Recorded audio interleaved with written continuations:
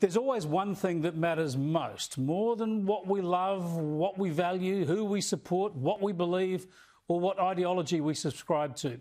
And that one thing, of course, is the truth. We need the facts. We need to deal in reality. And let me take you through a bit of a revelation, a bit of a turnaround from the ideologues in the media as they decide eventually to give the truth a bit of a run when it comes to the pandemic. This relates to one of the most important realities in the world at this moment. That is, where did the coronavirus come from? How did this global crisis arise? And therefore, what can we learn to help us now and in the future? Well, as you know, we have aired facts and informed opinions about the origins of the virus on this program over the past year. And much of the evidence has pointed to the Wuhan Institute of Virology, a top-ranking viral research facility very close to the Wuhan wet markets that were at the centre of so much early speculation. Some of the most important reporting about the Wuhan Institute of Virology came from Sky's own Sharri Markson in a world-exclusive report for the Daily Telegraph in May last year that made waves around the world. Sharri's reports did not claim to prove the origins of the virus, but rather floated facts about the virus laboratory and confirmation that authorities in the US and elsewhere believed there could be a link. In other words, we needed to know the truth, and investigating the role of the Wuhan Virology Institute was crucial in that process. Incredibly, for her troubles, for pursuing the truth and sharing what she could with the public, Sharri was attacked and mocked by the ABC's Paul Barry and his Media Watch program. This exclusive report from the Daily Telegraph's Sharri Markson, which was seized on by TV and radio news, gave us a pretty good steer on who is to blame.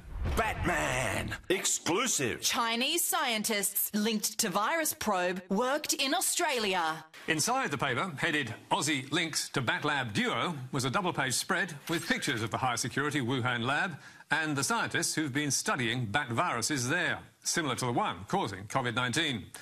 And while it wasn't stated, the implication was clear, not least to some TV reporters following it up, that these scientists may have screwed the world by letting the virus get out. Of course, when COVID-19 first broke out, it was believed that it originated from the Wuhan wet markets, but it's now been revealed, that it could have actually accidentally been released from the Wuhan Institute of Virology.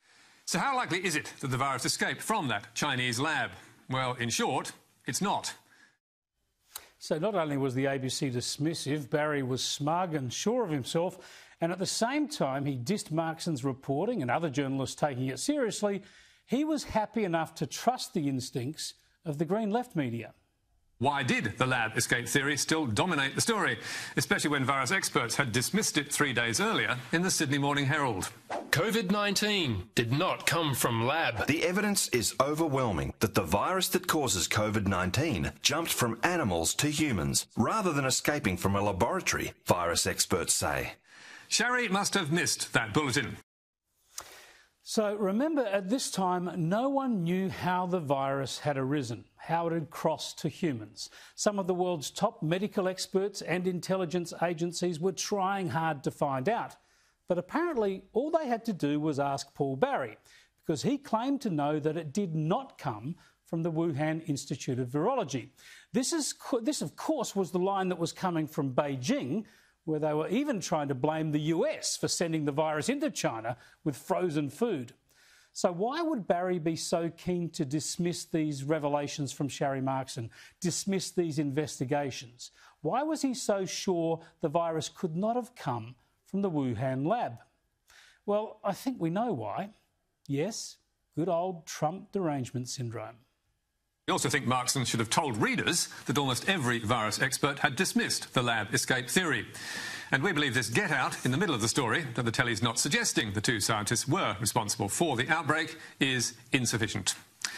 Meanwhile, does anyone still believe? Well, yes, they do. President Trump, for one.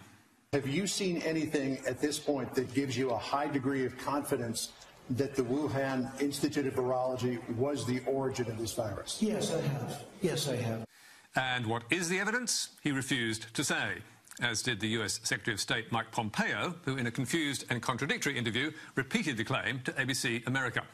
I can tell you that there is a significant amount of evidence that this came from that laboratory in Wuhan.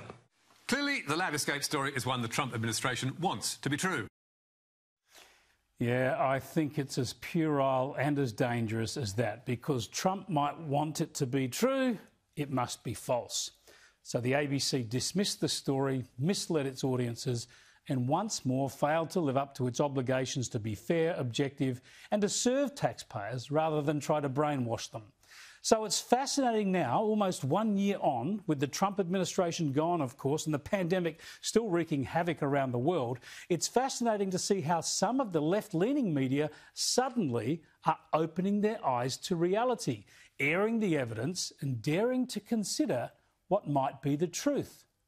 The esteemed Washington Post, a political Bible for the liberal left in the US, the paper that broke and drove Watergate and has never had any truck with Trumpism, well, now it's aired its own view of the virus origins. It's published a long and detailed editorial, not a news piece, but a considered explanation of the publication's view. And it firmly targets the Wuhan Institute of Virology as being a key to finding the answers, a key that Beijing is hiding from the rest of the world. The Washington Post says there is one pathway that must be investigated, and that is the possibility of an accident or leak from the Institute. It could have involved a virus that was improperly disposed of, says the Washington Post, or perhaps an infected lab worker who passed it on. The editorial goes into a lot of compelling detail about who worked at the lab and what viruses they were working with. And it says this: to find out if there was a leak or laboratory accident at the Wuhan Institute of Virology or another lab, investigators would want to carefully examine research done there, including archived lab notes, records of experiments and data, intra-laboratory communications such as email, as well as bat samples, viral strains and all sequences from the Institute's collection to compare them with known genetic blueprints from the pandemic virus. This would require transparency and verification of data and sample provenance, but it has not been forthcoming. Yep, it's not been forthcoming, as the Washington Post recounts, and as we told you a number of times last year, all this links back to viruses that came from caves in faraway Yunnan province in 2015. They were sampled because 6 people removing bat faeces from those caves 3 years earlier had become infected with a disease, and 3 of them had died. So that virus was taken to Wuhan, and also, as we mentioned last year, there were reports from US intelligence and staff at the Institute fell ill in September 2019, and that activity at the laboratory stopped for a period following that month, in a manner consistent with a quarantine breach or an attempt to re-establish control at the lab. All this is just weeks before the first coronavirus cases were recorded in Wuhan. Also, around the same time, a crucial part of the laboratory's online database was closed off, supposedly for security purposes. We also know that doctors warning about the virus back then were threatened and silenced, which is why the Washington Post now highlights that a second portal of databases in China has gone offline, so that all the key virus databases managed by the Wuhan Institute are now offline. To be sure, the Washington Post does not say definitively that the Wuhan Institute is the source, nor do I, nor did Sharry Markson. But unlike Paul Barry and Beijing, I'm with the Washington Post. There is a lot of evidence pointing to this facility. The only way to prove this or disprove this is for the Chinese to allow full access to the lab, its staff and their databases. China is doing the opposite. It's hiding information. That works with some people like Paul Barry and the ABC, but the tide has turned. Have a look at this special report from CNN from late last year, after Trump lost the election, and suddenly they were revealing that China had lied, covered up and mishandled the virus outbreak before it became a global pandemic. It's extraordinary to see this turnaround, galling for Trump supporters perhaps, and anyone else who's become sick in recent months, I'm sure. but it underscores the truism that the truth does always come out. As Winston Churchill famously said, the truth is incontrovertible. Ignorance derides it, panic resents it, malice may destroy it, but there it is. Thankfully, some in the media, like Sharri Markson, still pursue it. Let's hope we do discover the full truth about the origins of this virus. Needless to say, this information is vital. It'll save lives. Let's bring in Sharri Markson now, who's now with The Australian and, of course, hosts Sharri here on Sky News on Sunday nights. Sharri, it must be just so relieving for you to see this vindication that those things you were probing 10 or 11 months ago are now being taken up by the Washington Post and CNN as others because there's so much truth in them. Well, thank you very much, firstly, Chris, for your very kind words. But I don't think it's relieving for me personally from a vindication perspective, but just from this sense of we need to know, everyone around the world, as the Washington Post pointed out in their editorial, this virus has claimed, over 2 million, 2.5 million lives globally, my grandmother among them. We all around the world want to know how it started and why China covered up the early news of the virus, which already we know that to be factually the case, that they did not let the world know that there was this infectious virus. And they allowed people to travel globally. We need to know how it started, also from a scientific perspective, to prevent future pandemics. This is just a crucial question.